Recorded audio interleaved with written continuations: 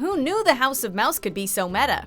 Welcome to MsMojo, and today we'll be counting down our picks for the top 10 Disney references in Enchanted. Blue? Oh, how did you know? And they sparkle just like his. Like what you're watching? Well, don't forget to check out Junior Mojo and watch more videos that the whole family can enjoy. For this list, we're taking a look at clever details in this 2007 comedy that satirize or pay homage to other Disney classics.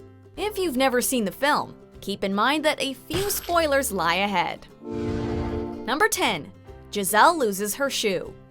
Roles are reversed in the climax of Enchanted, where Robert takes on the role of damsel in distress, and Giselle rises up as the hero. Oh my, this is a twist on our story. It's the brave little princess coming to the rescue.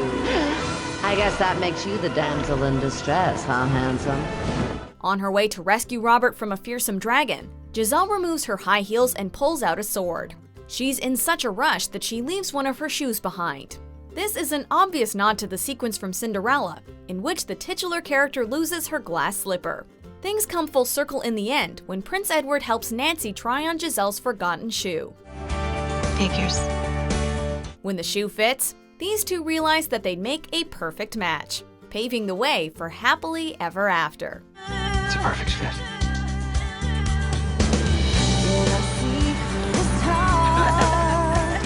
Number 9. Giselle goes down the rabbit hole. And they both lived happily ever after. When Narissa gives her a push down a well, Giselle falls out of her animated world into a live-action reality. This sequence has more than a few things in common with Alice's trip down the rabbit hole. And curiosity often leads to trouble. As similar as these two scenes are, however, they're actually polar opposites if you think about it. Alice's everyday life is literally turned upside down when she lands in Wonderland. Meanwhile, Giselle goes from a fairy tale kingdom to a very real world. So it's only fitting that Alice enters Wonderland upside down, and Giselle emerges from a manhole upright. Oh! Number 8. Giselle's Dream Prince. Presenting my one true love, my prince, my dream come true. In The Little Mermaid, Ariel hits the jackpot when Flounder salvages a statue that's the spitting image of Prince Eric. Ariel practically loses herself in the sculpture's arms as she dreams about her prince. Giselle does the same thing in Enchanted, although she has to build her statue from scratch. With some help from her woodland friends, Giselle tries to bring her dream prince to life. Just find who you love through true love's kiss. Of course, this is also similar to another princess, who also foretells of her prince once upon a dream. Aurora also gets help from animal friends to recreate his appearance, though little did they know they'd stolen from the real thing. Why, it's my dream prince. Number 7. Giselle's animal friends. Like Snow White, Cinderella, and other Disney princesses, Giselle shares a natural connection with animals.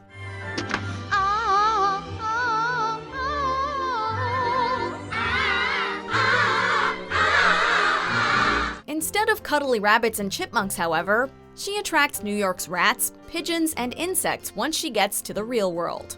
While that takes away from the magic a little, Giselle and her new friends still come together to clean the apartment in typical whimsical fashion. You can do a lot when you've got such a happy working tune to hum. A sequence like this wouldn't be complete without a happy working song in the spirit of Whistle While You Work. So hum a merry tune. It won't take long when there's a song to help you set the pace.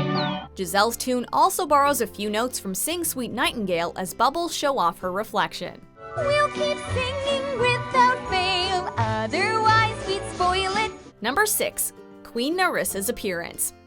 Voiced by a deliciously evil-sounding Susan Sarandon, Queen Narissa is Edward's wicked stepmother. Edward? Mother?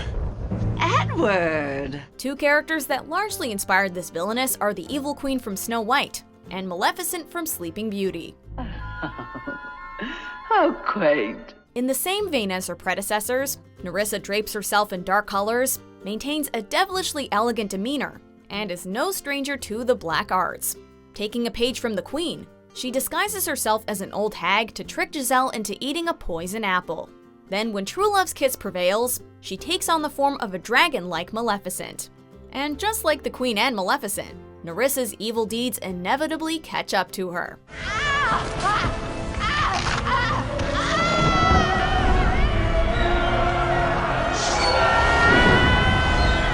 Number 5.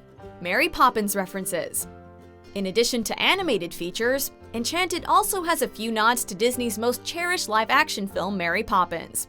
Sam, Sam, please don't tell me Mrs. Banks is already here. Mrs. Banks is already here. Great. Yeah, along with Mr. Banks and his lawyer. For example, Robert is working on a divorce case involving Mr. and Mrs. Banks, who share the same surname as the family in need of a magical nanny. Hurry, Nanny, many thanks sincerely, Jane and Michael, thanks. In the park, Giselle crossed paths with a lady who asks if she wants to feed the birds, which is one of the most memorable songs in Mary Poppins. Feed the birds, tuppence a bag. Speaking of musical numbers, the elderly male dancers in That's How You Know were also the chimney sweeps who taught us how to step in time. Could this Easter egg possibly be any more adorable? That's how you know, that's how you know he's in love. See? Oh, I've seen quite enough. Let's go. Number 4. Ballroom Scene. A key moment in any Disney fairy tale centers on our love interests coming together and sharing a dance.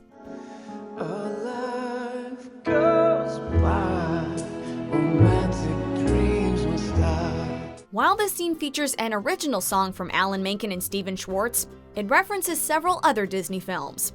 Robert and Giselle's waltz is reminiscent of Cinderella's first dance with Prince Charming at the ball. Aurora and Philip's happily ever after in Sleeping Beauty also comes to mind.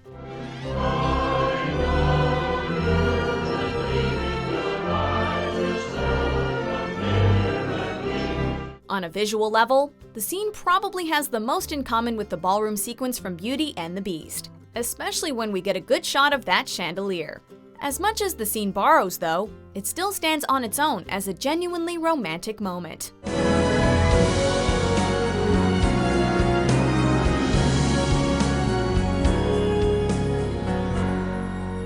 Number 3. The television. Mistaking a television for a magic mirror, Edward channel surfs through a tidal wave of Easter eggs. Wait, sire. Go back, go back. Pink elephants on parade from Dumbo can briefly be heard. And a clip from Fun and Fancy Free also pops up. I don't like them sad endings. The most ingenious reference comes in the form of a soap opera, starring Paige O'Hara, the voice of Belle. How could I love a man who doesn't even like himself? O'Hara plays a character named Angela, a nod to Mrs. Potts herself, Angela Lansbury. The man she's arguing with is named Jerry, which references Jerry Orbach, who voiced Lumiere. Plus, the background music sounds an awful lot like the main theme from Beauty and the Beast, doesn't it? I've always been in love with you. Don't you have any self-respect?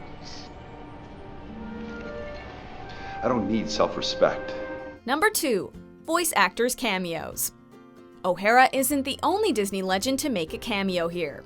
Julie Andrews, who scored a Best Actress Oscar for playing Mary Poppins, provides the opening narration.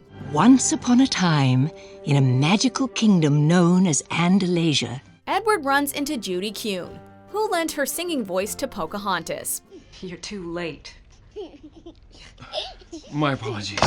Jodie Benson, the voice of Ariel, plays Robert's secretary. Oh, that's right. None of that crazy romantic stuff for you, huh? If you listen closely enough, part of your world can even be heard in his office. Yes. Here we go. There's also a news reporter named Mary Eileen Caselotti, a reference to Mary Costa, Eileen Woods, and Adriana Caselotti, who voiced Aurora, Cinderella, and Snow White, respectively. As if uniting our favorite Disney princesses wasn't cool enough, the film also stars Idina Menzel, who would go on to voice Elsa in Frozen. Let it go, when I rise like the break of dawn. Before we get to our top pick, here are a few honorable mentions. Nobody stabs my bus. I'll tear you apart. Do you hear me? You get down here right now.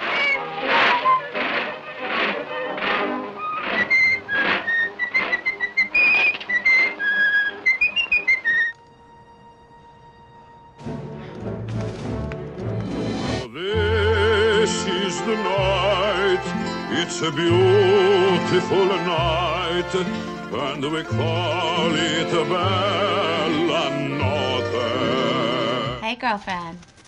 Hi, Nancy. What do you say? You ready to kick it? Kick what? The Mademoiselles Drizella and Anastasia Tremaine, daughters of Lady Tremaine. Number 1. The troll's appearance.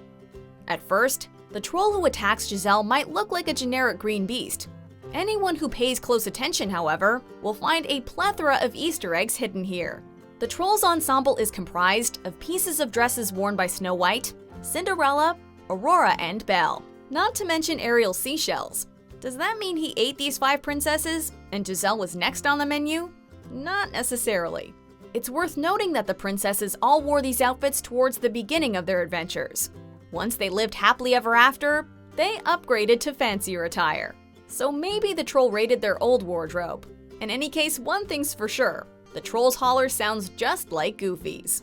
Uh-oh. Do you agree with our picks? Check out these other great clips from MsMojo and subscribe for new videos every day.